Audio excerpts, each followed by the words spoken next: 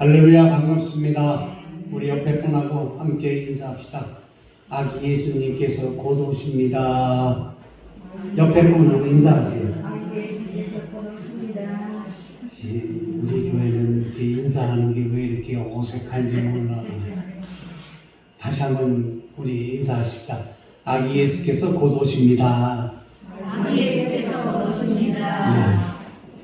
우리는 지금 어떤 절기를 맞이하고 있는지 여러분들 잘 아실 겁니다. 바로 대강절, 그리고 또 대림절 같은 말이죠. 우리 이 대강절이라는 기간을 보내고 있습니다.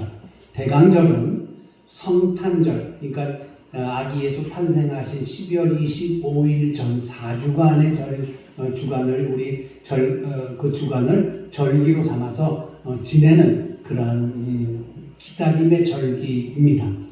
메시아의 탄생을 기다리는 절기죠. 절기상 기간은 4주간이지만 솔직하게 기간은 4주간이지만 실제 이스라엘 백성들은 메시아 탄생을 수백 년에 걸쳐서 자기 민족을 구원하실 메시아가 온다고 믿고 기다리고 있었습니다. 메시아에 관련된 예언들이 성경에는 곳곳에 기록하고 있습니다. 이사야에서부터 본격적으로 그 예언들이 나타나기 시작을 하지요. 이때를 기점으로 본다면은 이사야서에 나와 있는 메시아를 기다리는 그때를 기점으로 본다면은 한 700년 정도 이 유대 백성들은 이 메시아가 오기를 기다리고 있었던 겁니다. 그러니까 아브라함부터 그 기점을 잡게 된다면, 만약에 아브라함부터 기점을 받게 된다면 2000년이 넘어 있죠. 그러니까 이스라엘의 메시아에 대한 계기는 기대는요, 어느 때 절정에 날아나면은 바벨론 포로 시기에, 그리고 연이은 그 이스라엘이 식민 통치를 당하게 됩니다. 그때를 기하여 조금 더 메시아를 기다리는 그러한 열망이 점점점 더 강해지기 시작했죠. 유대인들은 예수님을 메시아로 인정하지 않기 때문에 여전히 메시아를 기다리고 있었어요. 예수 그리스도께서 오셨지만 예수 그리스도를 유대인들은 믿지를 않았어요. 처음에는 성지순례를 만약에 가게 된다면은 감난산 쪽에 수많은 무덤과 묘비들이 있다고 합니다. 그 유대인들이 죽으면은 그곳에 감난산 근처에 묻히기를 원한다고 얘기를 하더라고요. 그래서 뭔가 하고 들여다봤더니 이것은 성전의, 예루살렘 성전의 동쪽이라고 해서 그렇다고 합니다. 그래서 예수님께서 이 문을 통해서 메시아가 오시기 때문에 이곳에 묻히기를 원한다고 합니다.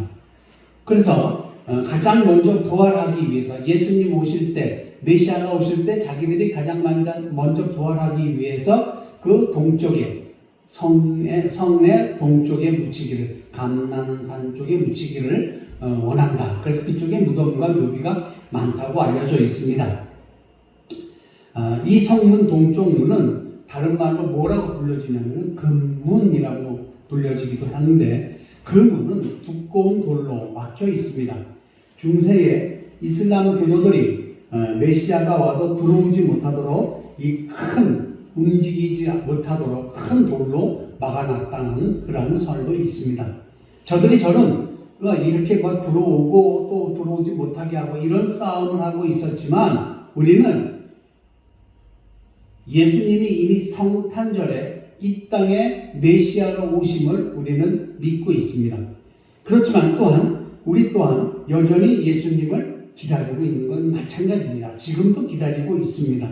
우리가 기다리는 예수님은 영광 중에 오신 재림 예수예요. 재림의 예수입니다.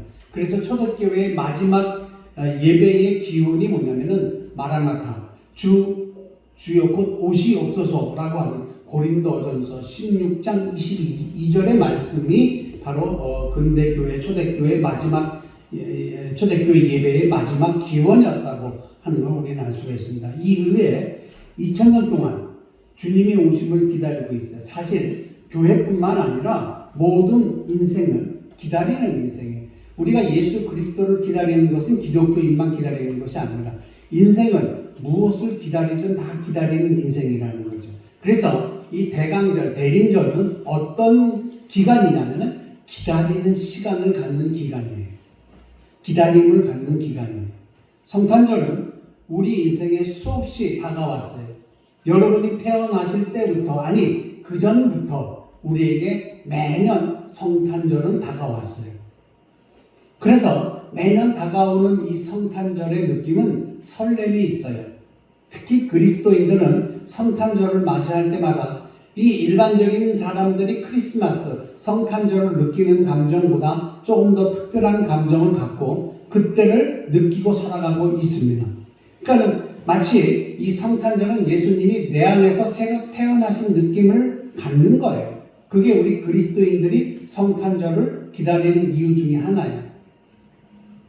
지난주에 말씀을 드렸지만 이 성탄절은요, 예수께서 내 마음 속에서, 내 가슴 속에서 새로 태어나는 거예요. 그거를 기다리는 거예요. 예수께서 다시 아기로 태어나는 그날을 기리는 게 아니라 그 아기 예수님께서 내 가슴 속에서 다시 태어나는, 새로 태어나신, 즉 나도 새로 태어나는 그 기간을 얘기하는 거예요. 새로워지겠다라는 다짐이 있는 그러한 절기, 그게 성탄절이에요.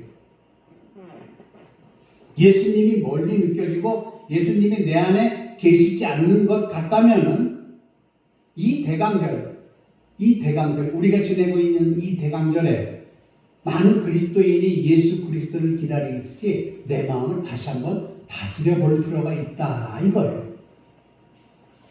메시아를 기다렸던 이스라엘에게 메시아가 오셨듯이 예수를 간절히 사모하는 자에게는 주님은 예수의 첫사랑을 다시 회복시켜 줄 겁니다. 예수님께서 여러분이 예수님을 믿었던 그 첫사랑을 회복시켜 주실 것이라는 거예요. 자, 누가복음은 메시아의 탄생을 기다렸던 한 나이든 부부를 소개하고 있습니다. 그 나이든 부부가 어디에 소개되고 있느냐면 오늘 본문에 기록하고 있습니다. 그 이름은 뭐냐? 사가랴라고 하는 제사장입니다. 그의 아내는 엘리사벳이었습니다. 그런데 이 내용을 가만히 읽어보면은 두 사람은 의인이라고 불릴 정도로 의로운 사람들이었어요. 성경은 모든 규명과 규례대로 흠이 없이 행하였다라고 기록하고 있어요. 이런 의인과 같은 삶을 살았다면 당연한 결론은 그들은 축복받은 삶을 살았다는 것이에요. 그러나 기록된 성경에 보면은 그게 아니에요. 그 반대. 우리가 보면 오늘 8절부터 읽었지만 7절에 보면은 뭐라고 되어 있느냐 제가 읽겠습니다. 엘리사벳이 잉태를 못하므로 그들에게 자식이 없고 두 사람의 나이가 많더라. 여러분, 자식이 없다. 그리고 나이가 많다라는 것은 결혼한 부부의, 특히 여자에게는 가장 절망적인 상황이에요. 자식을 낳지 못한다는 것은 당시 이스라엘에서 하나님으로부터 저주받은 인생과 같다고 그렇게 알아봤어요. 그런데 본문을 계속 읽다 보니까 엘리사벳이 임신을 하게 됩니다. 그리고 그 엘리사벳이 임신을 하고 나서 아이를 낳았는데 그 아이의 이름이 바로 요한이에요. 훗날에 우리에게 너무나도 잘 알려지는 그 요한, 바로 예수님의 제자 요한이 아니라 세례 요한이에요. 엘리사벳과 사가랴 사이에서 태어난 그 아이가 세례 요한이라는 거죠. 25절 볼까요? 주께서 나를 돌아보시는 날에 사람들 앞에서 내 부끄러움을 없게 하시라고 이렇게 행하십니다. 근데 25절을 보니까 갑자기 뜬금없이 이런 얘기가 나와요. 여기서 자기 부끄러움, 곧 수치라고 얘기를 하고 있어요. 좀 이상하지 않아요? 왜 수치일까? 사람들이 아들을 낳지 못한 여자를 향해서 저 여자는 하나님의 저주를 받은 사람이야. 욕하기 때문에. 이스라엘도 그랬고 우리나라도 그랬어요.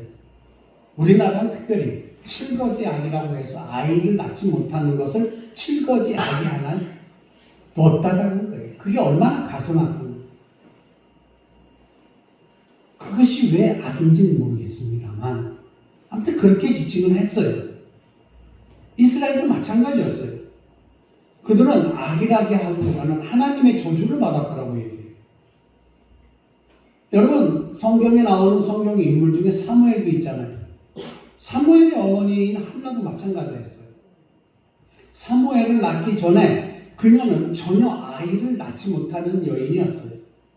비록 남편의 사랑은 받았지만 마음이 늘 괴로운 여자였어요. 왜? 잉태하지 못하기 때문에 그랬어요. 그런데 그런 남편이 한나에게 이렇게 얘기합니다. 사무엘상 1장 8절에 이 남편이 이 한나를 얼마나 사랑하는지에 대한 고백이 나와 있어요. 한나여, 어찌하여 울며 어찌하여 먹지 아니하며 어찌하여 그대 마음이 슬프며 내가 그대에게 10아들보다 낫지 아니하며 라고 위로합니다. 그러니까 이런 얘기, 부인 여보 왜 이렇게 먹지도 않고 왜 맨날 슬퍼하고 왜 괴로워해? 당신에게 있어서는 10아들 부럽지 않은 내가 있잖아 라고 위로한 거예요. 그런데 그렇게 진심 어린 남편의 위로의 말을 듣고 위로의 고백을 듣고도 한나는 이렇게 합니다. 나는 슬픈 여자라. 그런데 이 고백을 어디서 했냐면 엘리 제사장 앞에서 했어요. 나는 슬픈 여자라. 그러니까 이 한나의 마음속에는 아직까지 아이를 낳지 못한 거에 대한 죄책감이 있다라는 거예요. 이 당시에 정말 고통스러운 거는 가난한 고통, 먹지 못하는 고통보다도 더한 고통이 아이를 낳지 못하는 고통이었다고 합니다.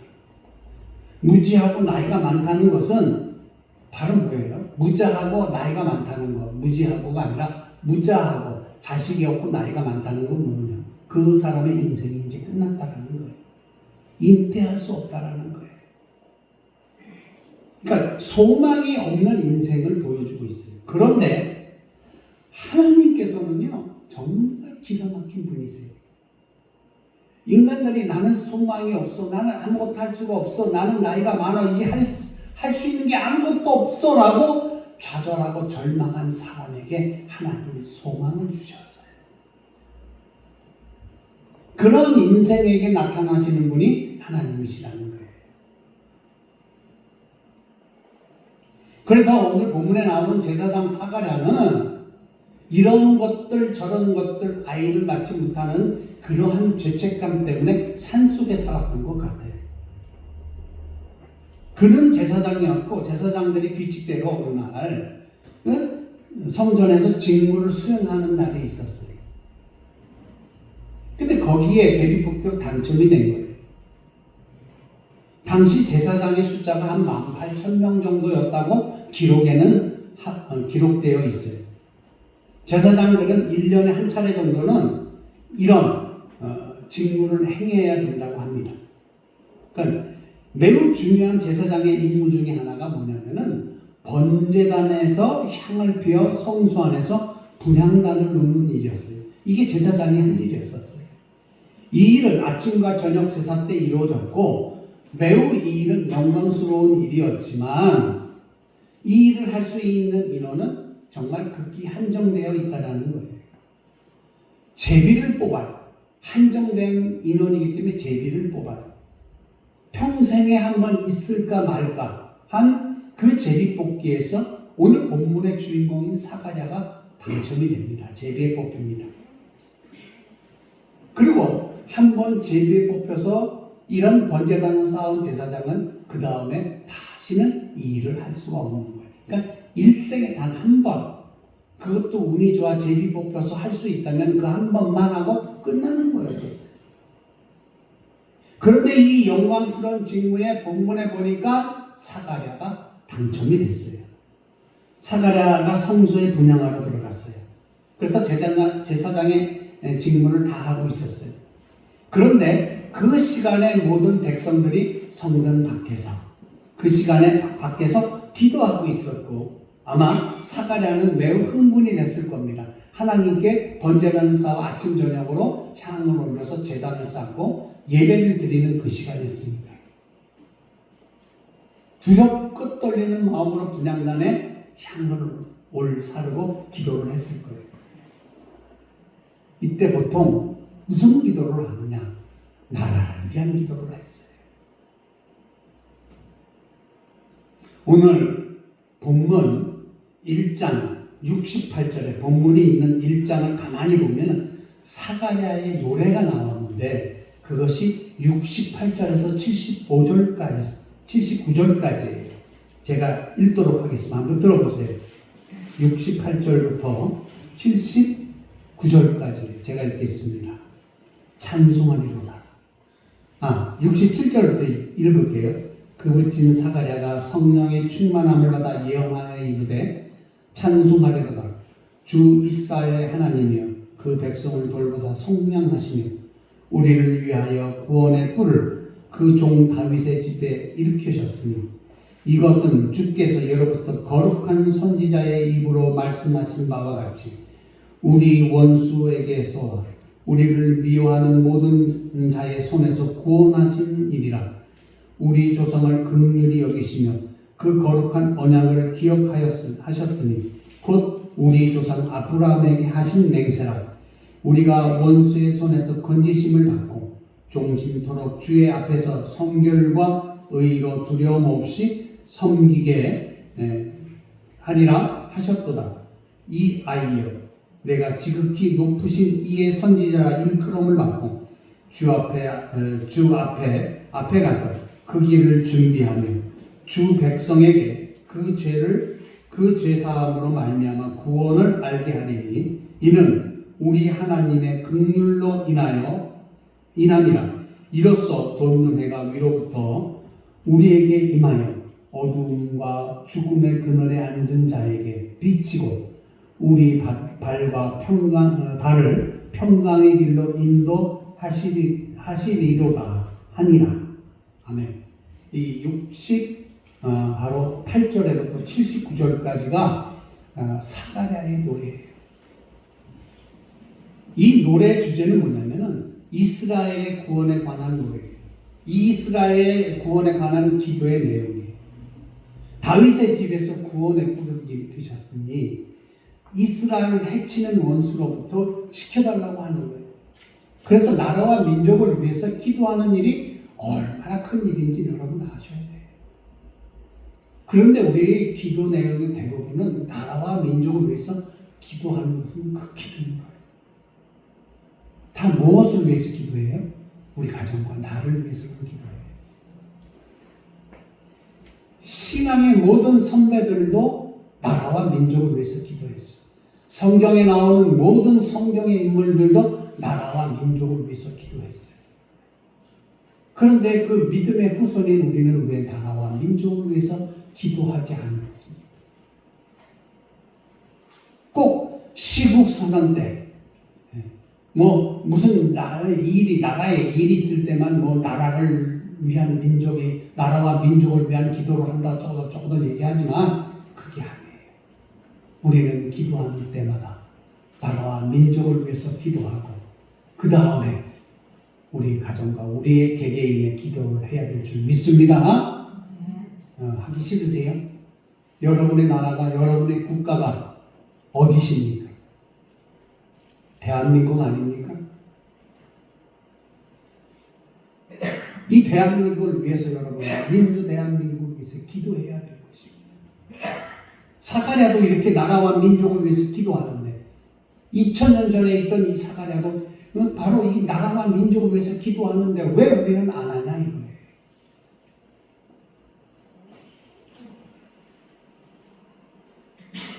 민족 기도에 덧붙여서 아마 사가랴는 개인적인 소원을 간구하는 기도도 드렸을 거라고 하는 추측이 있습니다.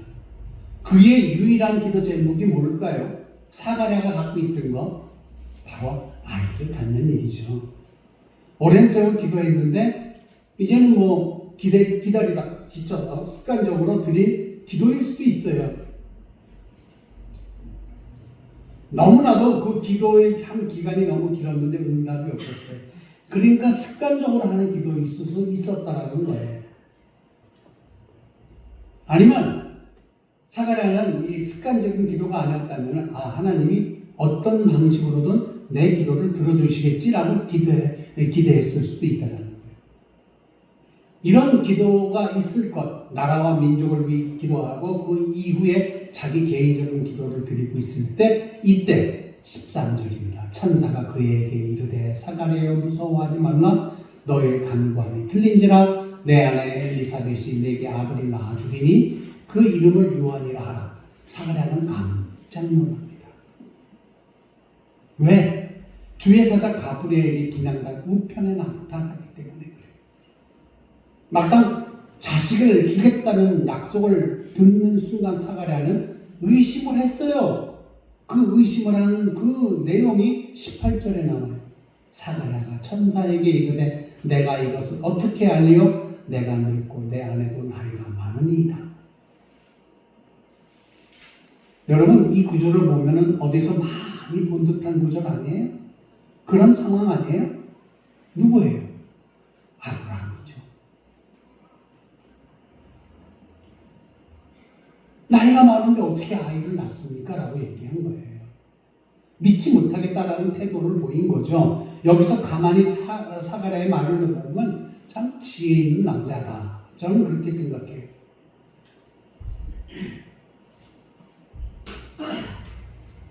이수경 집사님께 묻겠습니다. 늙었다는 말과 나이 많다는 말 둘 중에 하나 들으면 어떤 이야기를 듣고 싶으세요? 네. 만약에 신랑이 당신 늙었어 라고 하는 얘기나 당신 나이가 많아졌네 라는 얘기를 한다면 둘 중에 어느 말을 듣고 싶어요? 네? 둘 다 싫어요? 이 사가랴는 정말 지혜로운 사람이에요. 이 가브리엘 천사에게 뭐라고 얘기했느냐면 나도 나이가 많고 내 아내도 늙었습니다 라고, 나도 늙었고 내 아내도 늙었습니다 라고 얘기 안 했어요. 뭐라고 얘기하면 나는 늙었고 내 아내도 나이가 많습니다 라고 얘기를 했어요. 그런데 만약에 이 가브리엘 천사가 야야야 가브리엘 엘리사벳아 네 신랑 사가랴가 나한테 뭐라는 줄 알아? 자기도 늙고 너도 늙었대. 그러면은 아마 이 사가랴는요 그날 저녁 때 등짝 스매싱 맞았을 거예요. 이 부인한테. 그러니까 말을 잘해야 되는 거죠. 이런 지혜로운 말을 가지고 천사에게 얘기를 합니다. 하나님의 은혜는 이 고목나무와 같이 모든 소망을 버린 이 소망 없는 자에게 다시 생명을 불어넣어줬던 거예요.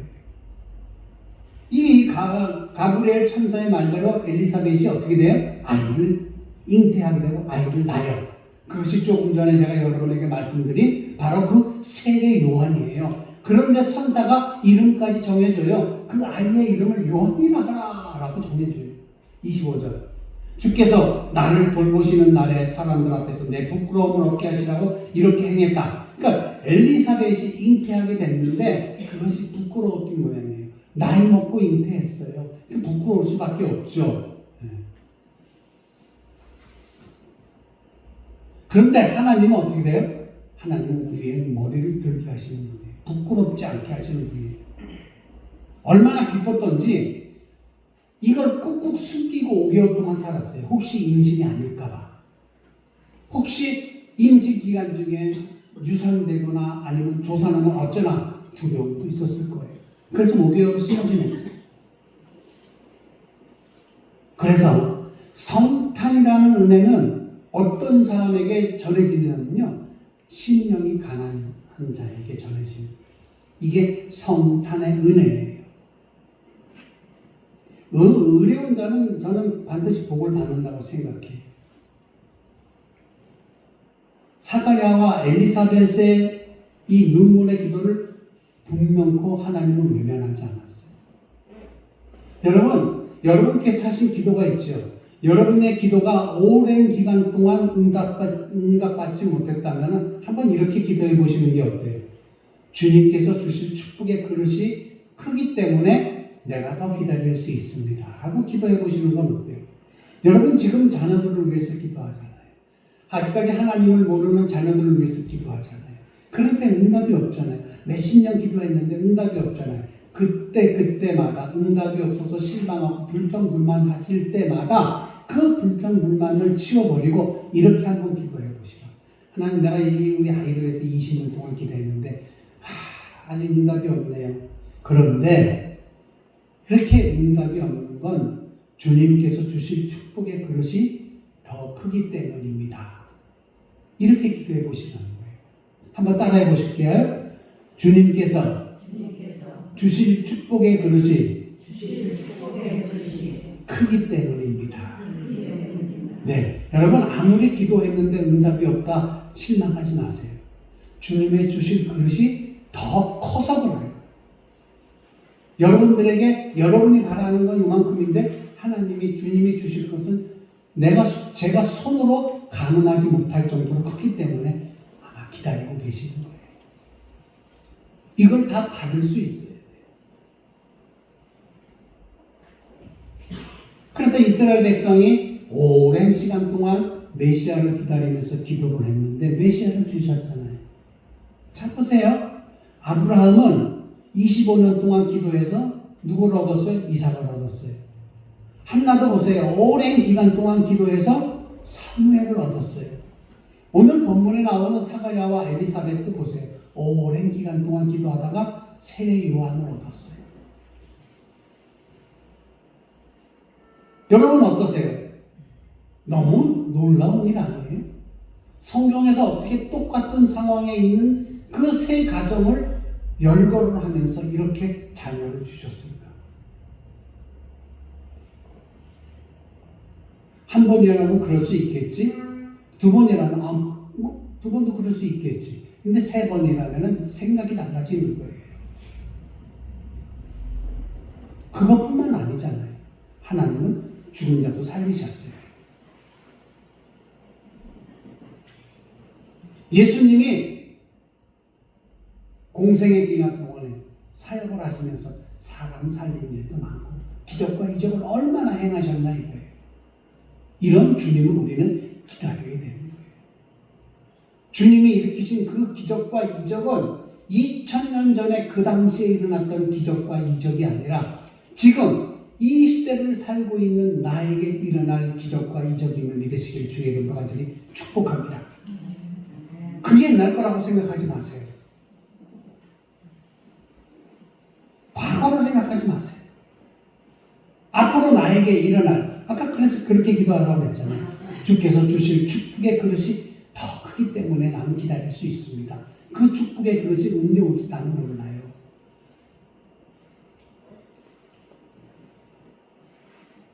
오랜 기도가 바로 이 축복을 받은 그 그릇을 빚는 기간이라고 생각하세요. 여러분이 지금까지도 기도하고 있는 그 기도의 기간은요, 하나님이 주실 그 복을 받을 수 있는 그 큰 그릇을 빚는 그러한 기간임을 믿으시길 주의 이름으로 축복합니다. 기도 많이 하세요. 여러분의 기도 받을 하나님의 복을 받을 수 있는 그릇이 점점 더 커질 수 있도록 기도하시길 간절히 바랍니다. 기도하셔야 됩니다. 여러분이 기도한 만큼 그 자녀는 하나님의 많은 축복받는 자녀가 될 거예요. 저는 그렇게 확신합니다. 저는 그렇게 확신해요. 15절에 이는 그가 주 앞에 큰 자가 되며, 자, 이런 그 기도 끝에 태어난 아이가 바로 누구라고 했어요? 세례 요한이라고 했잖아요. 예수님은 여인의 태에서 태어난 자 중에 세례 요한을 가리켜서 뭐라고 그러냐면 여인의 태를 통하여 태어난 자 중에 이보다 큰 자가 없다고 얘기했어요. 이렇게 얘기할 정도였었어요. 주님이 태어나시기 전에 세례 요한을 보내신 이유가 뭔지 아세요? 바로 주의 길을 예비하기 위함이었었어요. 누가복음 3장 4절과 5절에는 이사야 선지자의 말씀을 인용하여서 이렇게 세례 요한의 사역을 설명하고 있어요. 잘 들어보세요. 선지자 이사야의 책에 쓴 바 광야에서 외치는 자의 소리가 있어 이르되 너희는 주의 길을 준비하라. 그의 오실 길을 걷게 하라. 모든 골짜기가 메워지고 모든 산과 작은 산이 낮아지고 굽은 것은 곧아지고 험한 길이 평탄하여질 것이요 라고 했습니다. 이사야 선지자가 얘기했던 이 얘기는 바로 바벨론이라는 나라의 포로로부터 해방되어 돌아올 때까지의 모습을 예언한 말씀이었어요. 우리 그렇게 배웠고 그렇게 알고 있습니다. 바벨론에서 이스라엘까지 오는 길은 비옥한 초승달 지역이라고 부릅니다. 그러니까 그 길이, 초승달은 어떻게 굽어져 있는 바람이에요. 그 길을 따라와야 된다는 거예요.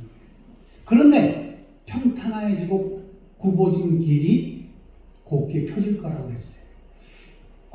굽이 도는 것이 아니라 바로 갈 수 있는 직선거리를 만들어 주신다라는 거예요.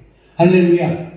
여러분이 복받은 날도 삥삥 돌아서 굽어져서 이렇게 그냥 늦게 이루어지는 것이 아니라 이제 여러분의 기도하는 횟수만큼, 이제 여러분이 하나님 앞에 기도하는 만큼 여러분이 하나님께 복받을 수 있는 길이 직선의 길로 열릴 줄 믿습니다. 그 길을 믿고 기도하시기 바랍니다. 여러분의 자녀들을 위해서 눈물로 죽기 살기로 기도하십시오. 그냥 건성 기도하지 마시고요. 죽기 살기로 기도하세요. 그러고 나서 세례 요한이 해야 할 사역이 오늘 본문 16절, 17절에 기록까지 해놨어요. 거기 그 사이에서 태어난 이 아들이 해야 될 사역을 16절과 17절에 이렇게 기록되어 있어요. 이스라엘 자손을 곧 그들의 하나님께로 많이 돌아오게 하겠습니다. 그가 또 엘리야의 심령과 능력으로 주 앞에 먼저 와서 아버지의 마음을 자식에게 거스리는 자를 의인의 슬기로 돌아오게 하고 주를 위한 세운 백성을 준비하리라 라고 했어요. 그러니까 세례 요한의 사역은 뭐였냐면은 많은 사람들의 마음을 하나님께로 돌이키는 그런 사역이었어요. 저는 여러분 자녀를 위해서 기도할 때 여러분들의 자녀가 이런 세례 요한의 사역과 비슷한 임무를 받고 그러한 사명을 받고 태어날 수 있고 돌아올 수 있는 자녀들임을 믿어 의심치 않습니다.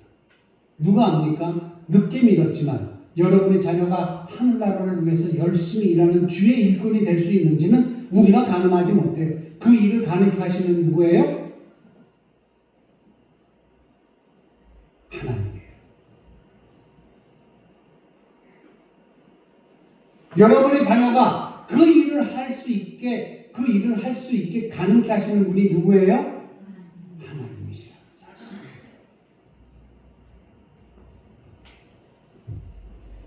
저는 요 근래 맞는 성탄절마다 느끼는 게 있는데 성탄절이 갈수록 썰렁해지고 있어요. 제가 나이가 들면서 그런지 성탄절에 대한 그리고 많은 사람들이 나이가 들면서 옛날과 같은 기대가 없어서 그런지 모르겠어요. 그러니까 사람들의 마음속에 성탄절이 주는 기대와 설렘은 분명히 있어요. 예전에는 거리마다 그냥 화려한 불빛으로 장식하고 아기 예수 탄생을 기다리는 마음, 그런 마음이 있었어요. 그런데 그건 예수 믿는 사람들의 마음이었고 그 외에 많은 사람들은 그냥 놀고 먹는 그런 날이었었어요. 예전에 우리 새벽에 새벽송 놀고 그랬잖아요. 근데 그게 없어졌어요. 왜? 이 땅에는요, 그냥 아파트가 생기다 보니까 가서 새벽송이 찬송 부르면 시끄럽다고 그래. 잠자는 사람 깨운다고 옆집에서 난리가, 윗집 아랫집에서 난리가 나고. 이렇게 없어졌어요. 이런 풍습은 아예 이제 찾아볼 수가 없어요. 그래서 우리 인생에서 가장 비극적인 것이 뭐냐면은 축제와 기다림이 사라진다는 거예요. 우리 인생 중에 가장 슬픈 일이 뭐냐면 기다림이라고 하는 게 사라지는 거예요. 그러니까 여러분 마음속에 내가 이렇게 기도했는데 내 자녀가 예수님을 믿을 리가 없어 라고 하는 기다림이 사라지는 게 가장 큰 무서운 적이에요. 그러니까 많은 사람들이 이 기쁨과 이 축제를 잃어버렸다는 거예요. 14절에 보니까 너도 기뻐하고 즐거워할 것이요 많은 사람도 그의 태어남을 기뻐하리니 하면서 세례 요한의 탄생을 기뻐하고 축복해줬어요. 기다림은 살아있는 사람이에요. 기다림에 있는 사람은 살아있는 사람이에요. 우리 시대의 비극이 뭐냐? 기다림, 곧 희망이 없다라는 거예요. 여러분 자녀에 대해서 얘가 예수 믿을 일이 없어. 이제 내가 죽는 날까지, 내가 눈 감는 날까지 얘는 예수 안 믿을 거야 라고 하는 그 기다림과 설레임이 사라져버리고 있다는 것이 가장 슬픈 비극이에요. 그냥 어찌 보면 우리는 그냥 하루하루 먹고 살 뿐이지 희망이 없다는 거예요. 여러분 이 교회를 위해서 기도해야 돼요. 그리고 나라와 민족을 위해서 기도해야 돼요. 나라와 민족을 향한 그러한 기다림과 슬픔과 사랑이 없다면은 이 나라는 희망이 없어요. 우리 동화성결교회는 희망이 없어요. 누가복음 2장에 보면은 시므온이라는 사람이 나와요. 여러분 향해 제가 시므온이라는 사람을 소개한 적이 있어요. 그 시므온이 메시아가 오기를 얼마나 기다려왔어요. 그 성전 앞에서 6월절 날 이 아이를 보게 됩니다. 한 아이를 보는데 그게 메시아인 걸 알아요. 시므온이. 그러고 나서 시므온의 고백이 이래요. 하나님, 이제 나는 이 나라의 메시아를 봤으니까 죽어도 여한이 없습니다 라는 고백하잖아요. 얼마나 훌륭한 그러한 고백이에요. 아마 여러분, 저는 감히 장담하건대 여러분이 이 땅에서 눈 감기 전에 만약에 그렇게 교회에 안 나오던 여러분의 자가 교회를 다니기 시작한다면 여러분 입에서 이런 고백이 나올 거예요. 나 이제 죽어도 여한이 없다 라는 이야기를 하실 겁니다. 그렇게 안 다니던 네가 이제 교회를 다니니 이 엄마는 이 아빠는 저도 여한이 없어. 나 지금 너무 행복해 라고 하는 그러한 고백을 하는 거예요. 그러한 고백을 하기 위해서는 뭐가 있어야 되냐면 기다림이라는 희망이 있어야 돼요. 그리고 또 과부된 지 84년이나 흘러 안나라는 사람이 있어요. 이 사람도 6월절이 아니죠. 이 사람은 성전을 떠나지 않고 날마다 금식하며 기도했습니다. 아마 이 기도의 내용대로 메시아에 대한 기다림이 있었을 거예요. 그러다 8일째 할례 받으러 성전으로 올라가던 이 아기 예수를 발견하게 되는 거예요. 이런 축복이 있어요. 여러분, 2024년 이 성탄절은 이런 아기 예수를 보는, 그래서 여러분 입에서 나는 이제 죽어도 여한이 없다. 메시아를 만났고 그리고 그렇게 교회를 안 나오고 내 자녀가 교회를 다니게 돼서 나는 죽어도 여한이 없다. 내가 그렇게 오랜 기간 기도했는데 내가 이제 메시아를 발견했어. 그 메시아를 통해서 네가 교회가 나오기 시작하는구나. 이런 축복이 여러분에게 있어야 됩니다. 백왕절 기간 동안 아기 예수가 베들레헴 마구간이 아니라 바로 내 안에, 여러분 안에 다시 태어나는, 그렇게 갈망하고 소망하는 기도가 있으시길 간절히 축복합니다. 그런 여러분에게 주님은 아기 예수를 축복하고 주실 것을 굳건히 믿는 지혜로운 성도가 되기를 주의 이름으로 간절히 축원합니다.